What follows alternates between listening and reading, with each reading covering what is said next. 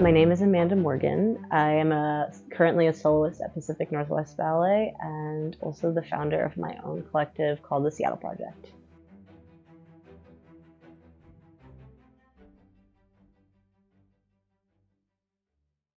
Ooh, I think I was just too hyper as a kid. Honestly, I was very hyper, always moving, always running around.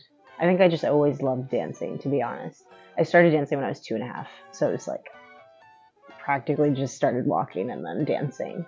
Um, and I think that also like had to do with my mom, just her loving the arts and wanting to be involved with the arts, but not necessarily being able to. She's originally from Dominican Republic and immigrated to New York City when she was 8.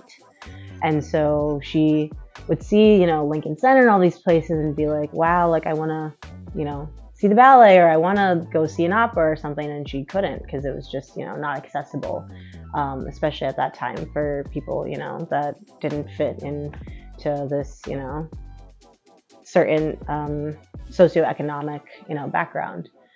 And I think that definitely had her just be like, okay, I'm going to put her in ballet. But it turned out that I loved it. I loved dancing. Just from the time that I was in that studio, I was doing ballet and tap and jazz and musical theater, singing, acting. I feel like I was just always a very animated child. And then it wasn't until I was probably about 9, I was in New York and I saw the New York City Ballet perform the Nutcracker. And I saw the Sugar Plum Fairy come on stage and I was like, oh, I'm going to do that. That's exactly what I'm going to do. My parents were always like strong believers in like, if you want something to happen, you can make it happen. I think there's something very much about like people that immigrate here from other countries that are just very much like, I'm going to make things work no matter what. And I have that on both sides of my family. My dad is Puerto Rican, Jamaican, my mom is Dominican. And so like everyone in my family, like, doesn't necessarily come from the Americas here or North America. They come from islands. And I mean, for at least with my Dominican family, they left dictatorships, and things like that to just have the freedoms to even be able to like speak their mind. And so I think knowing that I came from those, like that was part of me, that's in me. I think I just felt like if I want to go after something, I just got to go after it. And I have to believe in myself because a lot of times no one's going to believe in you in the front of the room when you are a person of color. Like, especially like even I'm only 26, but like even when like 10 years ago, just like there was no representation there was never representation for me to at least see visually a Black woman in Pacific Northwest Ballet. I didn't see that, like at least in my time there. The only Black ballerina we got Pacific Northwest Ballet.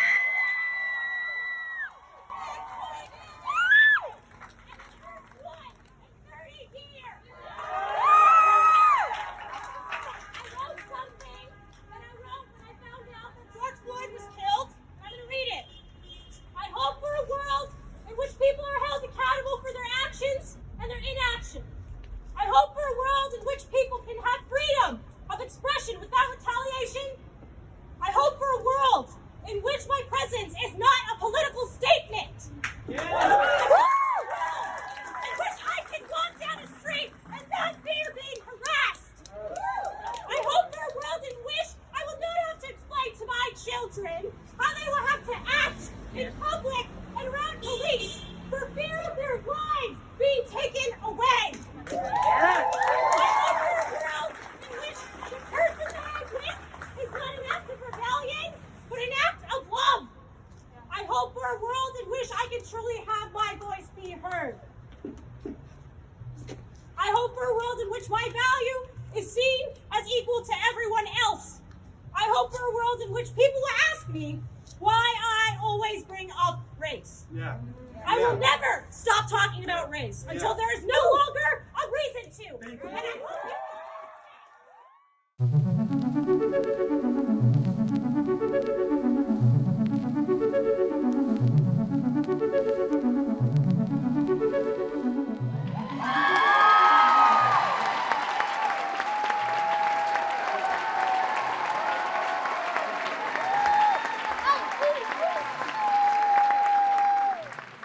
Amanda is from Tacoma, Washington.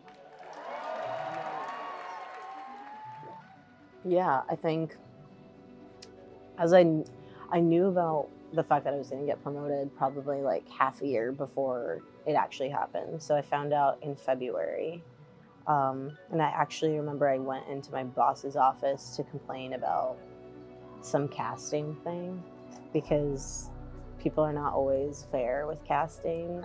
And sometimes it seems like there's a racial element to it. So I was, at that moment, I remember feeling really fed up. I was like, I'm going to leave this company. Like, it's like, this has happened to me so much now with these particular people that I'm just going to leave. I need to go somewhere else. And then I remember going in there and I was like ready to just be like, I'm leaving. And then he was smiling.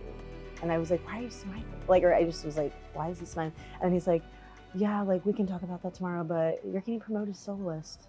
And I was like, what? After several years of study in our school, Amanda joined PNB as an apprentice in 2016. Standout performances include Alonzo King's The Personal Element and The Dewdrop in The Nutcracker. She'll take the stage later this evening in a mesmerizing moment in the season's canon. Offstage, Amanda is a co-founder of PNB's student mentorship program.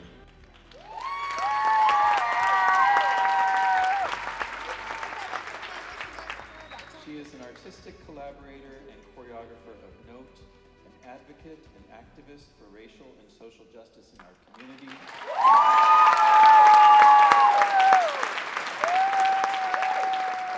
And she's PNB's newest soloist.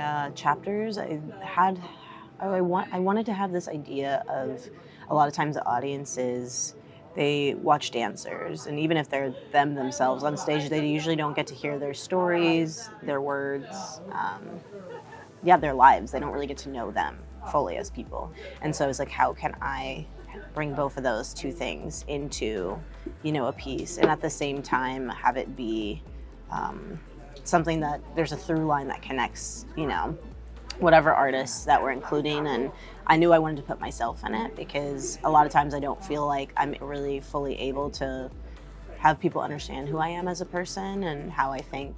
I did that with myself, Akoya Harris, Nia Amina Minor, and Ashton Edwards were the four dancers that I wanted to be have been a part of this. And Kenya Shakur, I'd grown up with her. She was one of my best friends in high school, and she's an incredible photographer and also inspiring filmmaker and videographer. And so I was like, we should definitely get her involved in this. So it was 5 Black femmes in this, this process. What kept me going is knowing that no one that looked like me had done these things, at least in the spaces I'm in now. Knowing that someone that looked like me hadn't been a Sugar Plum Fairy, or hadn't been a soloist at, in the company, or hadn't, been the soft dancer that's, doing this thing, or hadn't been choreographing on, students, hadn't been making a mentorship for students. All of these things, I was I think as artists, we have to also think about not just what we want for our own personal selves in our career, but the legacy that we're leaving behind. How are we going to make things easier for other artists to do the craft that they're doing? Because I wouldn't want little Black girls to have to go through exactly what I had to go through. I would want it to be easier for them and want it to be based off of their talent and their hard work. And I think that is ultimately like why I am where I'm at, is not just, it is my talent and hard work, but it's also my resilience, because there's plenty of people that had the talent and the hard work, but unfortunately we're broken down so much, or we're not given the opportunity. And so they're not in this position that I'm in.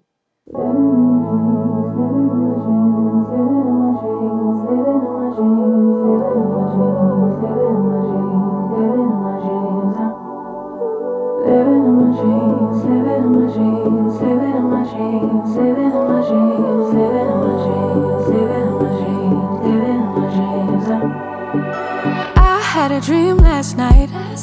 Did everything I never do in real life. I stepped into a room, told everyone to be quiet, cause I had something to say. Blew everybody away, wear whatever I want.